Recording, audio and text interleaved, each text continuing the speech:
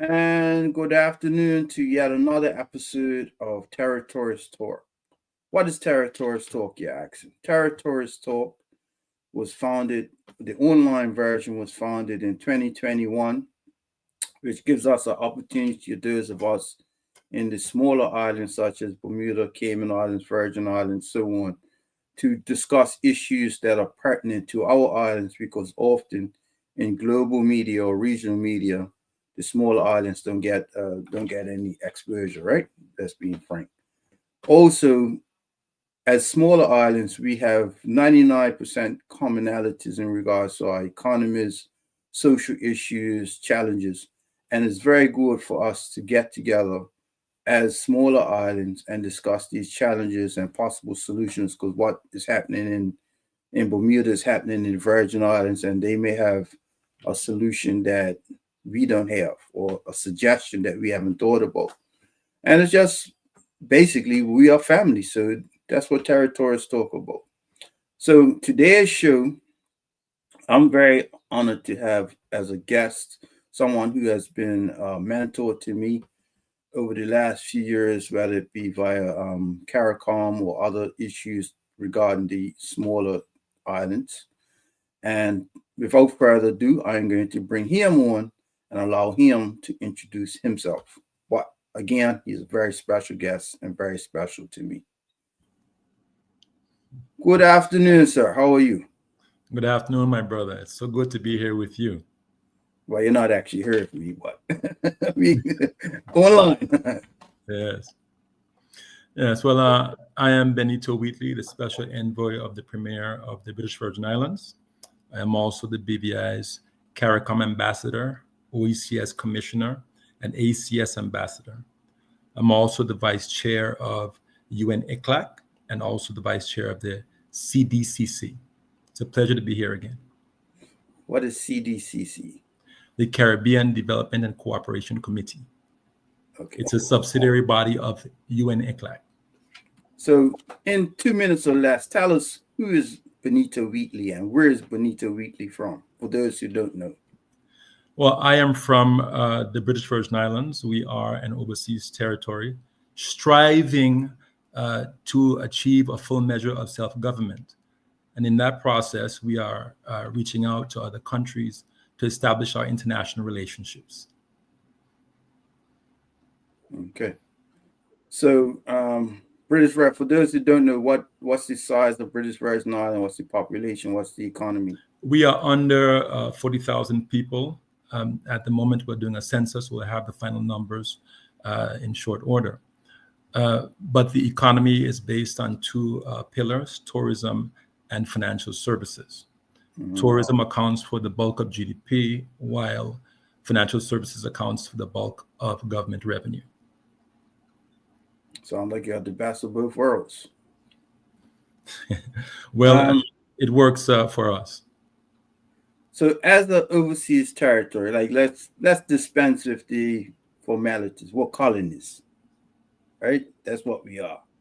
The English language is such that the English, every so often, they change a word to make it sound nicer, more palatable. And in 2000, I want to say early 2000, we went from being called British colonies and being called British subjects to being called British overseas territories, which makes it sound a little bit more like, oh, we're part of Britain, we just happen to be overseas. But the reality is that each one of our islands, there are 14 British overseas territories, but in the Caribbean/Atlantic region, there's Bermuda, there's Anguilla, there's Cayman Islands, there's Turks and Caicos Island, there's Montserrat, and Turks. That's the six. We are still colonists. We still have a British governor who all laws that are passed in a democratically elected parliament have to be ratified by the governor, for lack of a better word, if the governor doesn't agree. But I think another show we'll get into the complexities about being a colony. But I just want to set the stage that we ain't free. They ain't us. Well, Chris, the reality is that the UN maintains the 6 territories you've mentioned, on its list of non-self-governing territories, which are essentially colonies, because the administering power, in our case, the UK, maintains unilateral authority over us, which means that we are ultimately not in full control of our destiny. At any point in time, if the UK so chooses, they can make determinations for us via their parliament or via the governor on the ground. So you are very right that we are not sovereign, and this is something we are still striving for.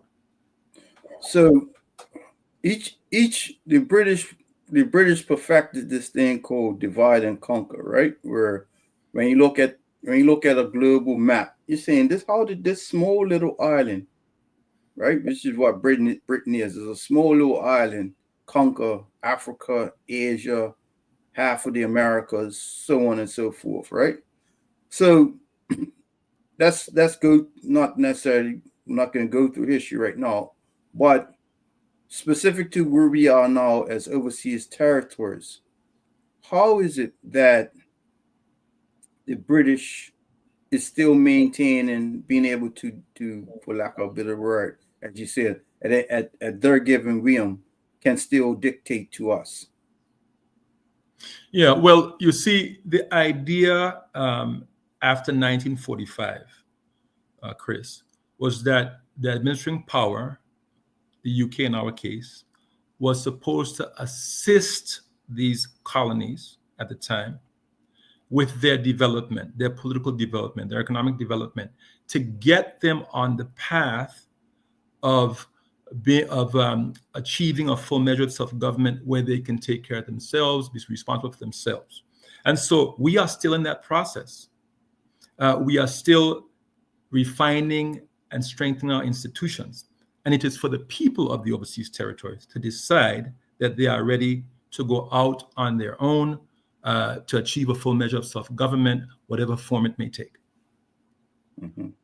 And how is it I know that each island has its culture. We all have very similar culture. I would say 99% similar, but there's always the different variances in each island. How is the viewpoint of the people of the Virgin Islands when it comes to the question of sovereignty? Well, the BVI began its journey of self-determination essentially in 1949 with the Great March, where the people of the territory protested colonial neglect. They had no government at the time. The UK had taken it away. There was no legislature.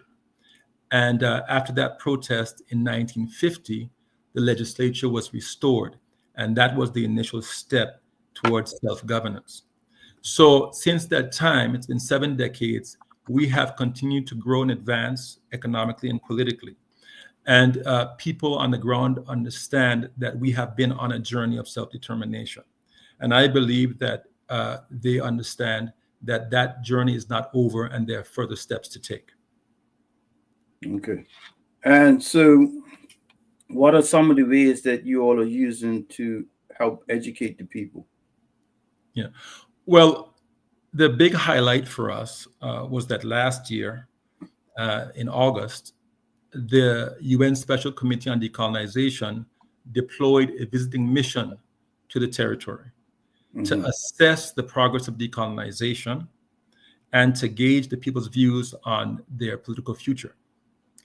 This was the first time in many people's lifetime that they actually had a serious discussion about their political future and where things stand now.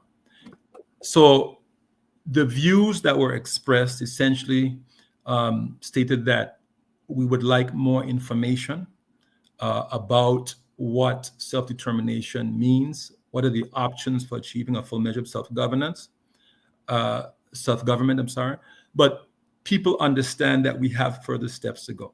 So the UN published a report that reflects the views of the people of the Virgin Islands. It was published in late January. And there are a number of recommendations in that report. And the government is going to review the report and see how they can follow up on them.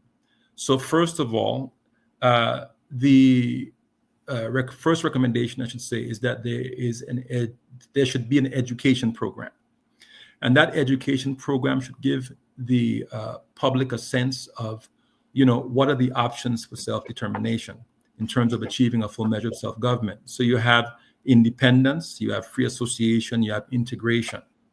These are the three options on the table. Then they have asked that we consider an independence timetable, because based on the discussions they had on the ground, they believe the Virgin Islands is ready for independence. That is their view. It's something that people have to consider further. And then in that regard, they are recommending that there are discussions between the UK and the Virgin Islands about independence and self-determination more generally.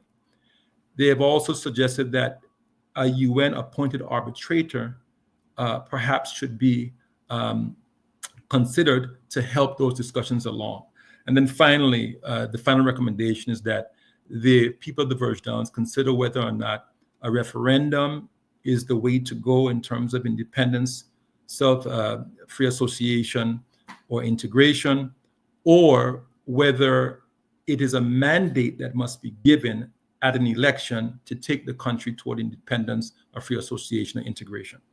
And so because we have this report, the government must now react to it, respond to it.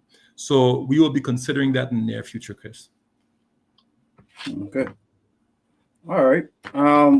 How, apart from that issue, how are things on the ground in the Virgin Islands? Well, what we're seeing at the political level is essentially a political consolidation on one side with the government that now has 8 members. And we are seeing a shakeup in the opposition, where the opposition leader has been now replaced with a new individual. And so there is a political realignment happening in the Virgin Islands. Well, yeah, I think you're the ultimate diplomat. I would have used some other terms, but we are being diplomatic today. But safe to say, in my view, from afar, is that the governance of the Virgin Islands, where my mother's from, is in good hands, because you'll now have I don't want to say a new airport, but you have new air connections with direct flight from the UK. I'm sorry, from the US. You don't want any direct flight from UK. Direct flight from the US, helps your tourism product. You're getting road infrastructure built, and so on. And so I would say, there's no perfect government, but where you all were 5 years ago to where you are now, it's kind of almost like night and day.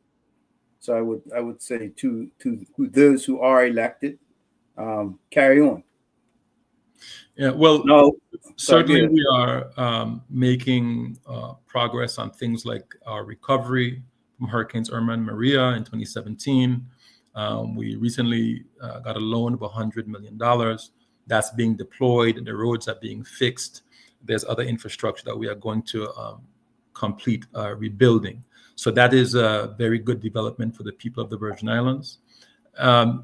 Tourism continues to do well and is buoyant. As you said, American Airlines runs direct flights to the Virgin Islands, and they actually had additional flights over the past during the last tail end of the previous tourism season, which means that demand is high because tourism is doing so well.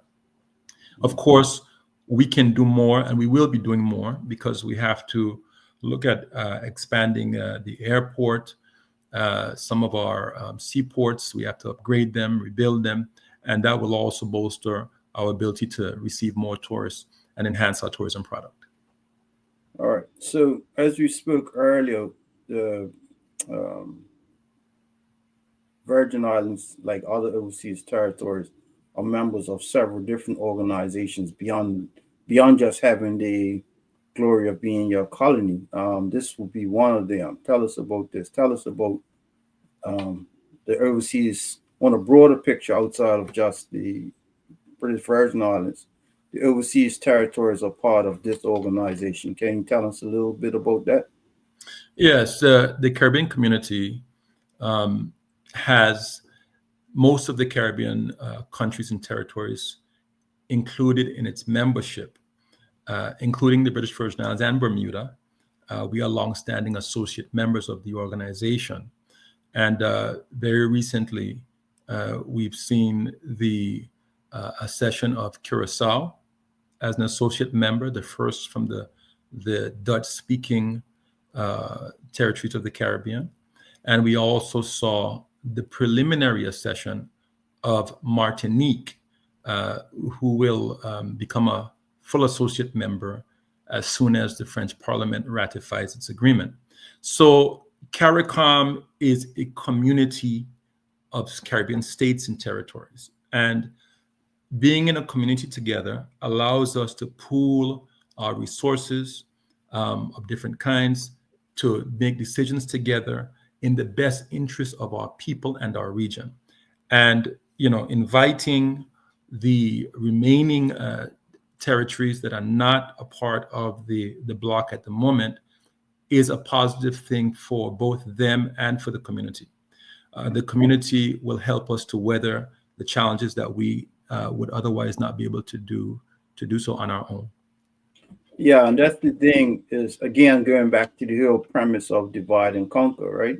The English were the ones who perfected it, but other I would say other colonizers, the Dutch, the French, the Spanish, they also had possessions in the Caribbean islands, whereas the French have Saint Martin, the French side, they have Guadeloupe, they have Martinique, and they used to have Haiti, but you know what happened there. The Dutch have 6 islands, which is Aruba, Bonaire, Curacao, Saint Martin, Saba, and Saint Eustatius. So that comprises the majority of the islands in the Caribbean islands. Of those, the Dutch islands, Curacao is the first Dutch island that has actually successfully joined CARICOM. But there are 5 others who are at various stages of looking to join CARICOM because they themselves are realizing that the Dutch are, let's just say, looking out for the Dutch's own interests.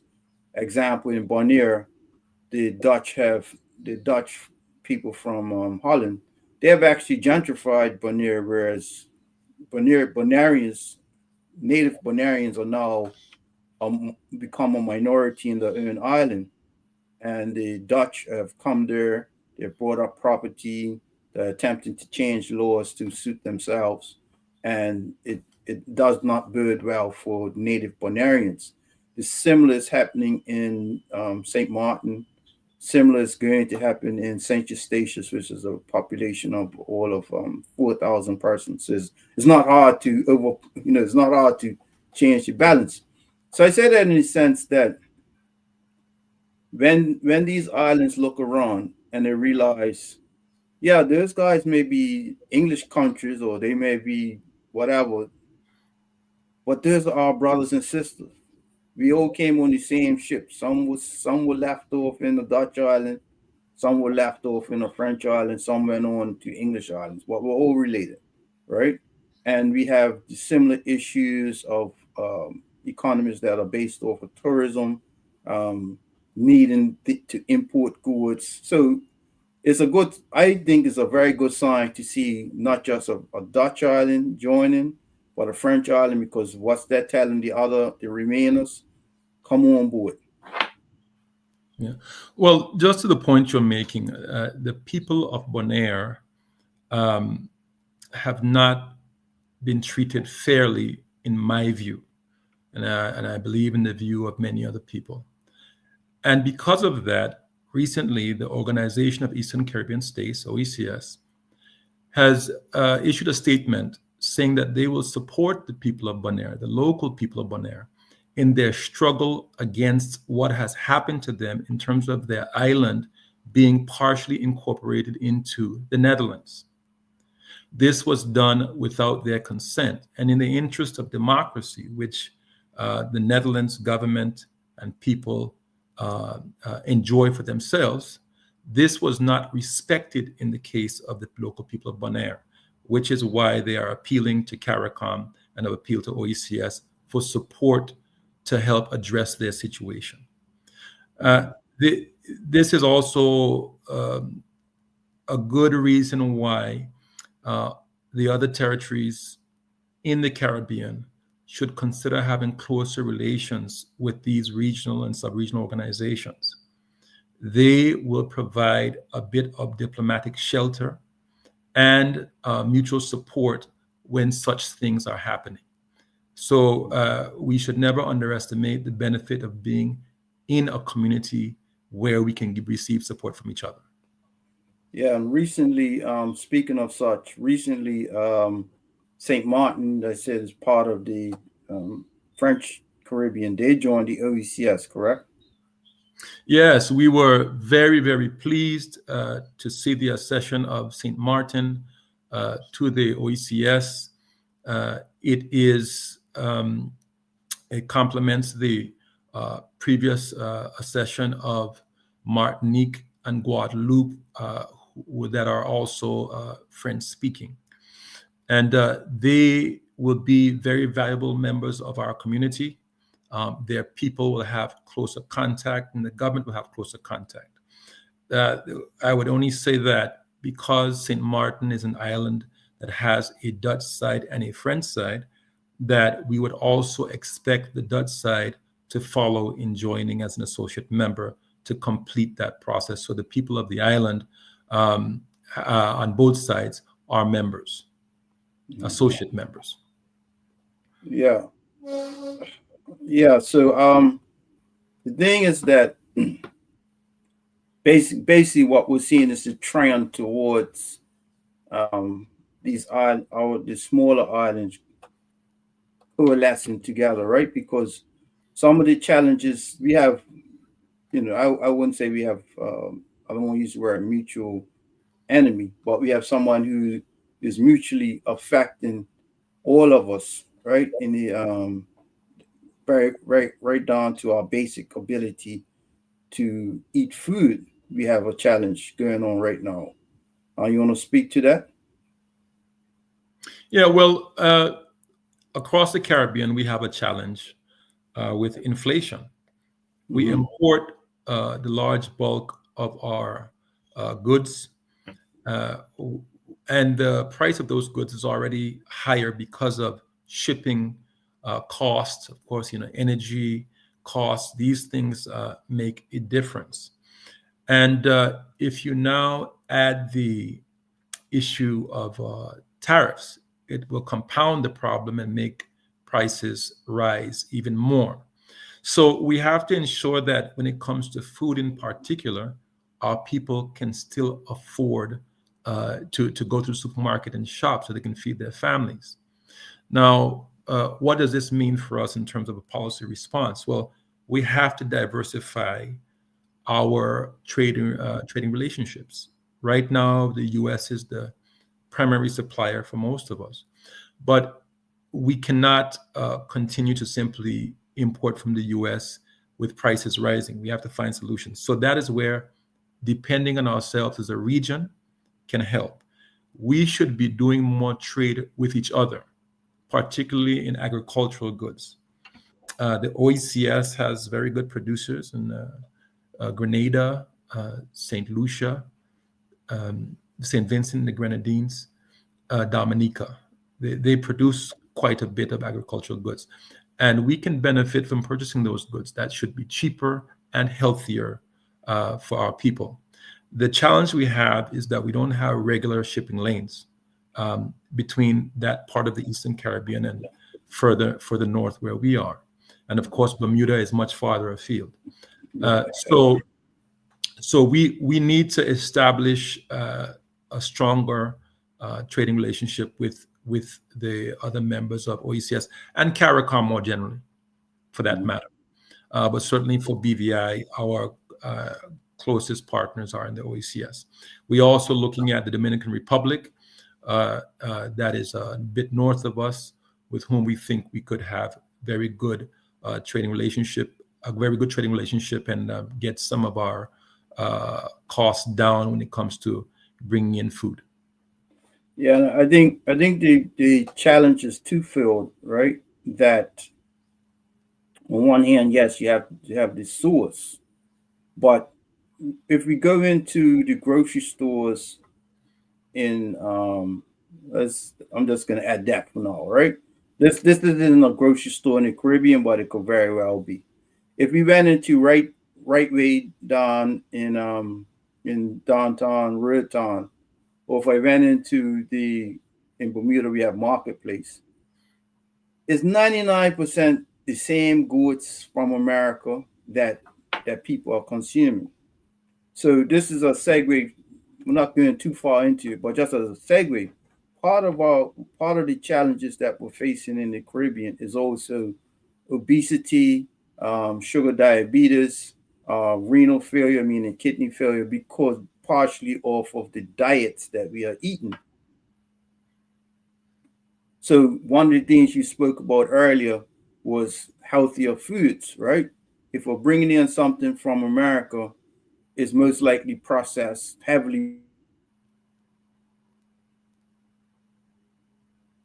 This is the challenge that is leading to health concerns in all of our islands, where a lot of our people are getting amputations, they're on dialysis, all sorts of nothing positive, right? If we go back, two generations, our grandparents' generation, you didn't see that level of sickness in the island because they were eating fresh food, fresh poultry, fresh meats, fresh fish, right? So we also, as governments, have to not just say, okay, look for where next we're going to import food from, but we also have to look at how do we start producing more of our own food that is actually healthier. That's Yeah, just my take. I think that's right. And then there's also a question of just lifestyle. We need to, in combination with a good diet, we need to also have exercise, as a part of our daily routine.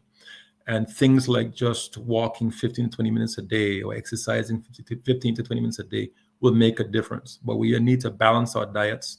Even with the imported foods that we have now, there is the opportunity to balance the diet a bit better. Less on the carbs, less on the salt, less on the sugar,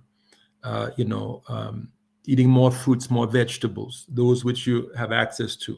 These things will make a huge difference, but you need to have a proper education campaign, awareness campaign about health overall, and that will help to make a difference and keep people out of the hospital, where the cost of care can be high, and of course the treatment can be very difficult depending on what we're talking about, amputations and things like that.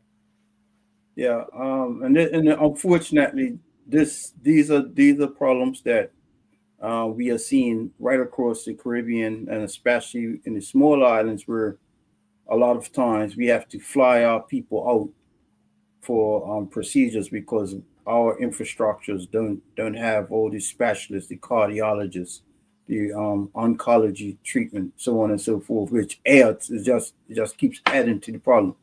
But we're at the top of the hour, and I negated two things. I negated to, one, give a shout out to my co-host, Miss Shana Smith Archer of the Virgin Islands. I won't say the B word in front. Beautiful Virgin Islands. She's actually from the Republic of the Frenchman's Key, which is out to the west of Tortola. And also Speaker Shirley Osborne of Montserrat, another one of our sister islands. So as co-hosts, we don't necessarily all come on at the same time, unless it's something very special, but we sure do this in interviewing guests. And Speaker Shirley is going to be leading our series, Women in Leadership, where she's going to be interviewing women around the Caribbean who have played pivotal roles in all forms of leadership, whether it's political, business, or otherwise. I also want to give a shout out to our media partners, because not only are you able to see us online, you're able to hear us on the radio and hear us see us on the TV around the region. So that's Cayman Marwood in the Cayman Islands, Radio Turks and Caicos in Turks and Caicos, CBN Radio, which is in both the British Virgin Islands, the U.S. Virgin Islands. There's Radio Montserrat, obviously in Montserrat, Channel 82, which is in Bermuda, and CBC Radio, which is in Barbados. So this is the way how we in the small islands, for lack of a better term, get to people to see or hear about each one of us. So thank you to our media partners. Well, Chris, so go ahead. Please allow me to commend you and your co-hosts for the excellent programming that you do on Territories Talk. It's a much needed platform. And so I'm very grateful that you all have undertaken this very important work. And shout out to your media partners. Yeah, the funny thing is that I was invited on CBN Radio years ago I forgot what the presentation was. I was invited on there and to speak on the Bermuda's perspective. And there was a few guests from different islands, and one was from Tortola, or the Virgin Islands, for that way. And years later, I got a message from this person and saying that, hey, I remember you were on the show and blah, blah, blah. And I said, yeah, I was on the show. And they asked what was my connection. I said, well, my mother's from Tortola. And she said, well, who's your mother? And I told her the surnames. And she's like, what? We're like literally third cousins, right? So that's Shana, right? Shana and I are actually third. We have the same great grandparents. We just have, just didn't know about each other. Mm-hmm. But that speaks to the connections that we actually have, no matter where you're living. We're all related somehow or the other. Like even my mother and your father went to school together. Well, they were in the same class together, right? So that tells you how closely connected we are.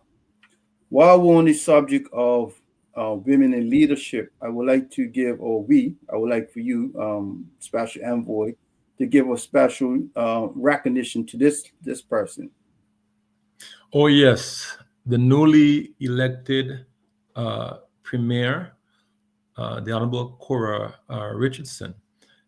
She is the first female Premier of Anguilla. And we are very proud of her on this accomplishment. And we wish her and her government well over the course of this term, that they will serve the people of Anguilla.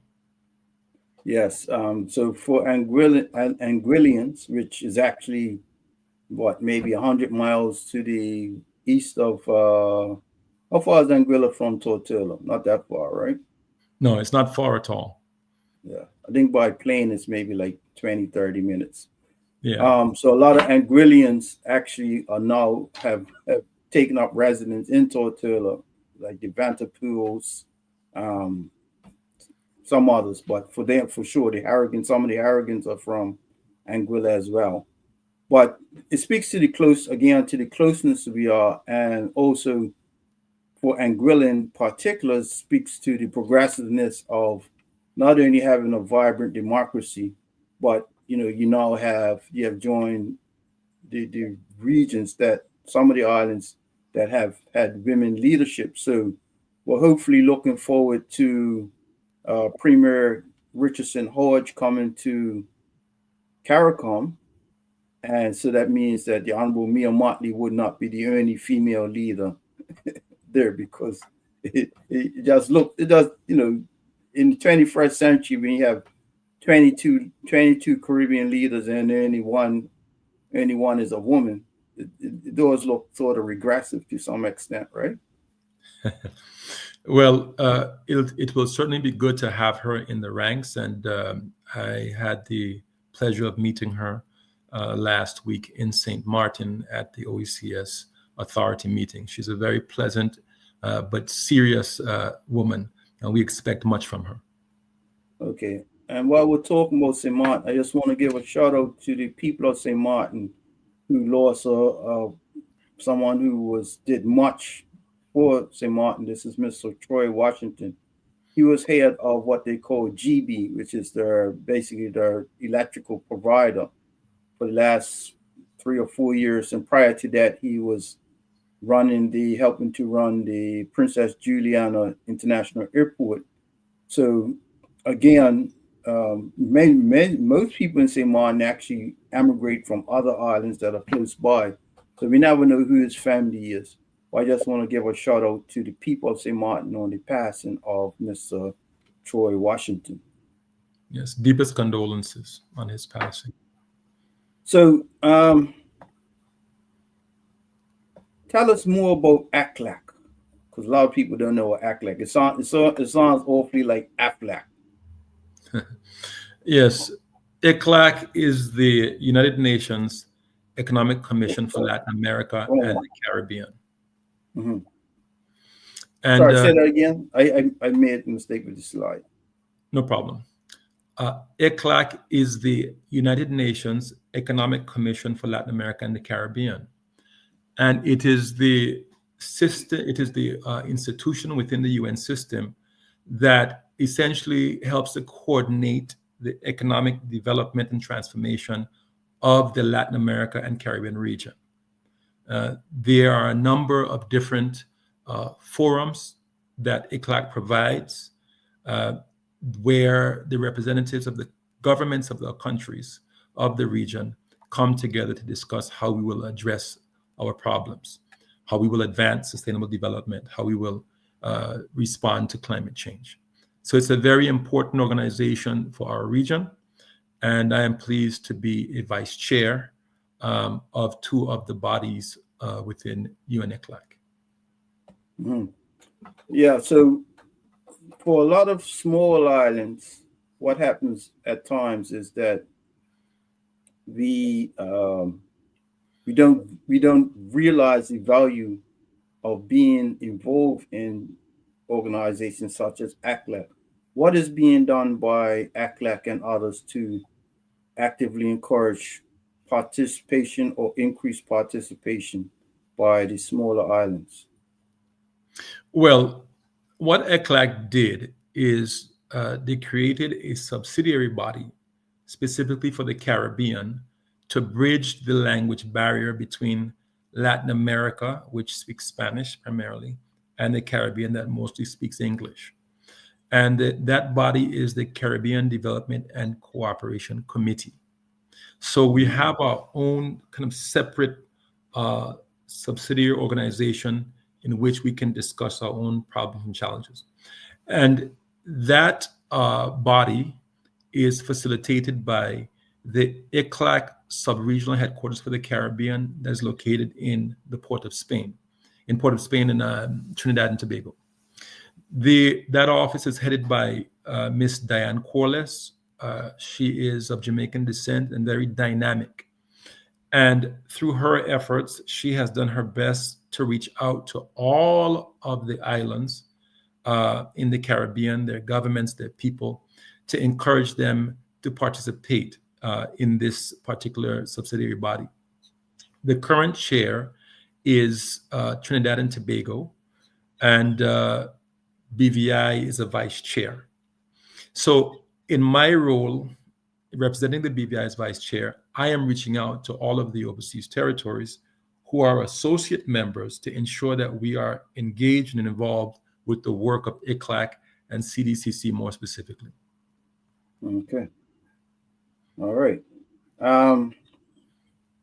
And Trinidad, incidentally, is not to do with ECLAC, but they are now also having a upcoming election. I think want to say the end of next month. Yes. Yeah. And also, I want to give congratulations to, and I may mispronounce the name, so my apologies in advance, to the Gilmar Pisas, the Prime Minister of Curacao. They recently had a general election on Saturday, going the 23rd, I want to say, and his party MFK is the amalgamation, the name of his party. They won out of the seats. They won the majority of seats. So, congratulations to his party for their outstanding performance in the January election. And he's the one that led Curacao towards joining CARICOM, which helps to unite, inform and unite the entire region. Yes, I've had the pleasure of engaging with the Prime Minister, and congratulations to him and his entire team. He is an effective politician, and he has been rewarded by the people of Curacao for another term. Mm-hmm. Yes.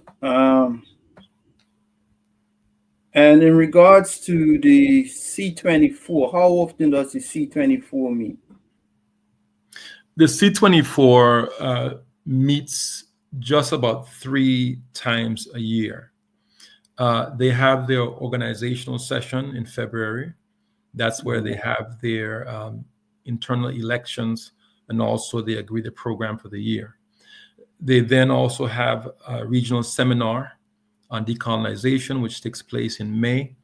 All of the non-self-governing territories on their list, there are 17, all are invited to attend to update on the situation of their territories, and members of the C24 are also present for deliberations. And then in June, the C24 has its substantive session in New York, and at that session, they pass the draft resolutions on the various territories.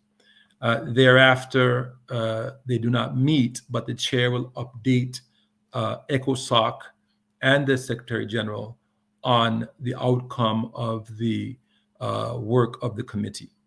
And then this cycle begins all over again the next year. Yes, so this brings us to this gentleman. Do you know who that gentleman is? Yes, of course. The great Dr. Carlisle Corbin, who is the holder of the institutional knowledge and memory of all things overseas territories. And we give him his kudos, credit to him for ensuring that the various non-self-governing territories are aware of how the UN system works and what our rights are under the UN Charter and their decisions and resolutions of the United Nations. He's a great man. Yeah, yes, a great Virgin Islander. Let's put in. Let's contextualize. He's originally from St. Croix, I want to say. Yes, St. Croix in the Virgin Islands, across the waters. Yes, you can actually see St. Croix from, if you go to certain parts of Tortola, you could just look right across and see St. Croix in the distance. Yeah, Dr. Corbin, I was during the pandemic, 5 years ago, I was on a Zoom call organized by folks in Bonaire. Special shout out to James Finesse and Devika Bissar. And it was featured, it was a collection of colonists, various from different countries. And there was one particular gentleman who was on there. I didn't know who he was at the time, but he was given a lot of sound advice. And on my very first trip to represent Bermuda at United Nations, I would say 2022, I just heard this voice, and I was like, that voice sounds familiar. Sounds like, first you don't readily remember. And then I was like, that's the voice I heard on the Zoom call. And I said to the gentleman, were you on a Zoom call last year with overseas territories? And he says, yes, that was me. So ever since, from that day to now, that gentleman, Dr. Corbin, has taken me under his wing and helped to mentor me, myself, and others, as you have done, as to how the UN system works, how do overseas territories manage their way through the I would say, bureaucracy, And here's someone who has traveled not just extensively in the Caribbean, but through the South Pacific, New Caledonia, other islands down there, because the same challenges we're going through in the Caribbean, there are colonists, primarily French colonists, that are in the Pacific that are going through similar issues where the administrative power, which in that case would be France, is treating them very badly, right? Same thing the Dutch are doing to in Bonaire. They're repopulating Bonaire with Europeans.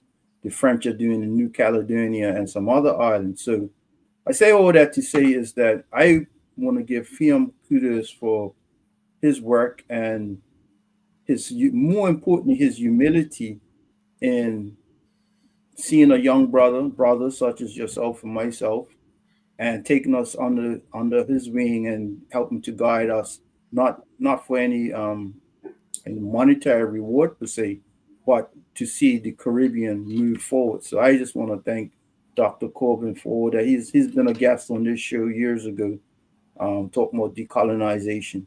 I just want to thank him for all that he's done for you and I, and for the Caribbean region altogether. Yeah, Caribbean and South Pacific region altogether. Yeah. He's indeed a trailblazer and a fighter.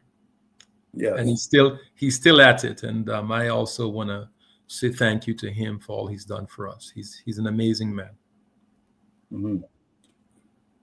So as we start to wind down, what other topics you would like to talk about, Squire? We've got roughly about 14 minutes left. Well, I think that one of the more immediate issues that we have to contend with is one, how the Caribbean will respond to the geopolitical changes happening in the world today. And then also, where are things at the moment with the UK OT's relationship, given all that is happening around us? So I'm happy for us to delve into that if you so desire as well. Let's have at it. Yeah. Well, Chris, firstly, the Secretary of State of the United States, Marco Rubio, is traveling to the Caribbean today. Mm-hmm. He will first go to Jamaica, where he will have bilateral meetings with the Jamaican government, the Haitian government, Barbados, as well as Trinidad and Tobago. He will then go from there to Guyana for meetings with the government there, and then also Suriname. So we can see that the U.S. has a foreign policy agenda in the region, and we as overseas territories in the Caribbean have to consider how it will affect us. So what is on the U.S. agenda? What's their priority? Well, what they have stated thus far is that energy security is the centerpiece of their foreign policy toward the Caribbean. The U.S. wants to diversify its energy supply, and the Caribbean is seen as a region that can help it do so. You have oil in Guyana, oil in Suriname, of course, longstanding natural gas and oil relationships with Trinidad and Tobago. So that is very key. The other aspect of the agenda is security. And we know that Haiti, in particular, is the big challenge for the region. And we are hoping that the U.S. will have constructive and productive discussions with the governments represented in these meetings about the stabilization of Haiti. We have a long way to go. The gangs are still operating, and it is not easy. In fact, some believe that we may see a collapse of the security environment that currently exists. And so that would be unfortunate. So U.S. support would be very critical. And then there is the issue of drug trafficking, transnational crime. even human trafficking in our region. We have drugs and contraband moving from South America all the way up to North America, and the Caribbean islands are vulnerable because we're used as transshipment points by the drug traffickers. So this is an important discussion that the Caribbean has to have with the U.S. because we all have to be a part of the solution. We can't solve it by ourselves in the Caribbean.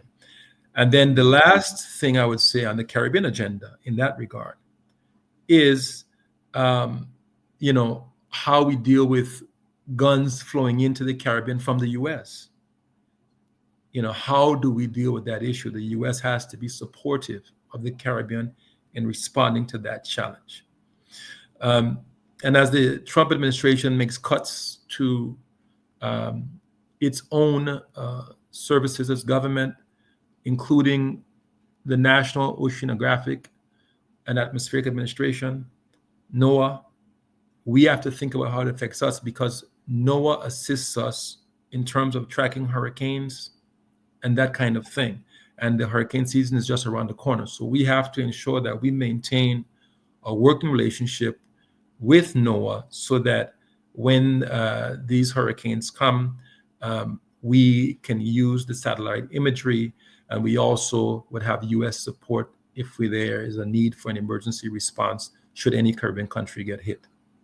So those are my thoughts on the U.S. relationship. I'm not sure if you have any thoughts on it as well, Chris. Yeah, I have some thoughts. To me, let's start with this, right? We have the U.S. I'm a little less diplomatic than you. We have the U.S. basically, essentially telling Caribbean leaders, sovereign leaders of sovereign islands, that, well, if you don't get rid of those Cuban medical brigades, we're going to revoke your visa from you coming to United States, right?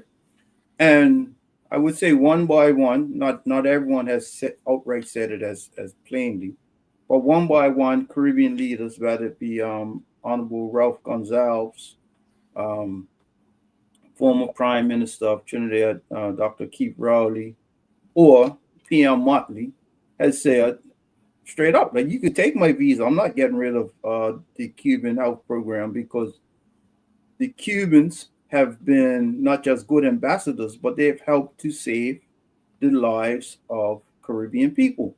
As we spoke about earlier, our smaller islands don't have the medical infrastructure as you find in the United States or UK or the EU.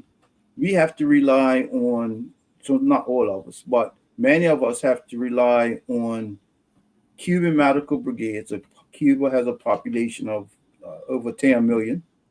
So they have the numbers that they can send 10, 20, 30 people to our islands to help out during emergencies or just ongoing care. I remember I was in Virgin Islands in 2021 during the height of the pandemic, when just after travel restrictions hadn't completely gone away, but you had to get swabbed in order to travel into Virgin Islands or travel out of. And I went up to People's Hospital, and the lady, very nice lady, she says, "Oh, I'm from Cuba. I'm a part of the Cuban brigade that came to assist the Virgin Islands." So I say that to say is that as Caribbean people, Prime Minister Motley took a principled stance that you can't bully us, right? Just because, yes, it's nice to travel to America or need to travel to America at times, we have to take principled stances in times of hardship to say, what do we stand for?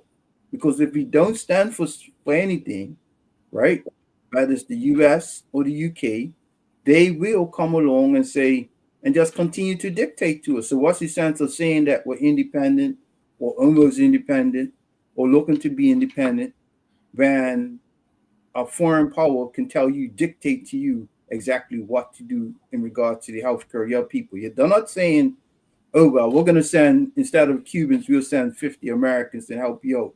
They're not saying that, They're saying get rid of the Cubans. So that's my take in regards to that particular subject. In regards to the in regards to the visit of Secretary of State Marco Rubio. I mean, why is he only meeting with 5 islands? There's many of us on Earth. Why isn't he meeting with everyone? Right? Which goes back to the whole divide and conquer that we've seen years ago, where they give certain islands preferential treatment and other islands get non-preferential treatment. And so we're now not amongst ourselves, we're not on an even basis, right? It's the same, it's colonization, neo-colonization, as Dr. Corbin would say. This is classic neo-colonial behavior. Yeah. Well, That's the CARICOM heads of government, it's incumbent upon them to maintain the common front. And I know that they have prepared for the meetings with Secretary Rubio. So I'm very confident that the Caribbean on its end will make the representation necessary on behalf of all of CARICOM. So I think we can be reassured about that. In terms of the Cuban medical brigades, of course, the Cuba and the Caribbean have had a long-standing relationship when it comes to healthcare support. And it has been very useful to bolstering the healthcare systems of the various countries in the region. And we are grateful to Cuba for that. I am sure that once the Caribbean leaders present the evidence that there is no form of human trafficking or anything untoward about the support received from Cuba, that hopefully the U.S. will relent on that. What we don't want the U.S. to do is to conflate, its foreign policy campaign to isolate and pressure Cuba with the life-saving healthcare support, medical support that they provided. Those are two separate things, because it's not just about pressuring Cuba. We have lives at stake in the Caribbean that we have to consider. A number of the treatments that the Cubans have been successful at developing have really helped us. I mean, something like diabetes in the Caribbean that saw so many amputations over the years. The Cubans have found a treatment that they've shared with many of us that does not require cutting off limbs, actually reversing some of the problematic things that diabetes causes to the body. So we're hopeful that once the leaders of the various countries that are meeting with Rubio present that case, that the U.S. will understand that it's a healthcare matter for us, not a foreign policy issue. Yeah, I mean, the thing is that, again, in the last 2 minutes, but what I would say, and I say this in all sincerity, right, is that we as Caribbean people, irrespective of whichever island, whichever colonizer, whichever size, we as Caribbean people, our strength is in unity, right? They could pick us off one by one, or we could stand together and say, no, we're not doing it. When a few years ago, when the British were, I will say 2019, when the British were attempting to force several issues on us, we stood together, right? We said, no, we're not allowing you to force a beneficial register of beneficial ownership on us. You're not going to dictate that we change our social norms to fit yours. And I think it was one other key issue. But had we individually had these bilateral meetings with UK on our own, they would have picked us off one by one, right? And all credit to the then premiers of the island. Some of them are still premiers and some of them are not, for sticking together as one. And I just encourage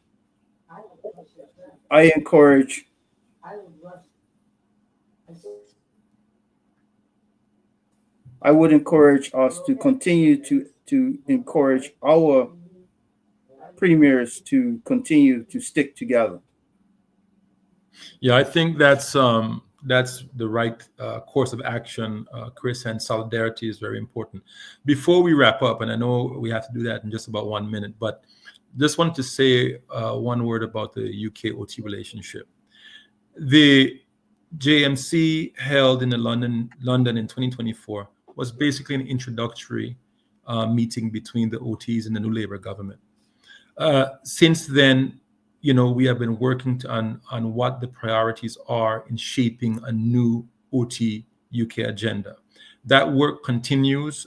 Premier Dr. the Honorable Benito Wheatley is the president of the United Kingdom Overseas Territories Association, and we will be hoping to meet with the Caribbean territories and other territories in a few months' time so we can finalize that agenda and engage with the UK later in the year.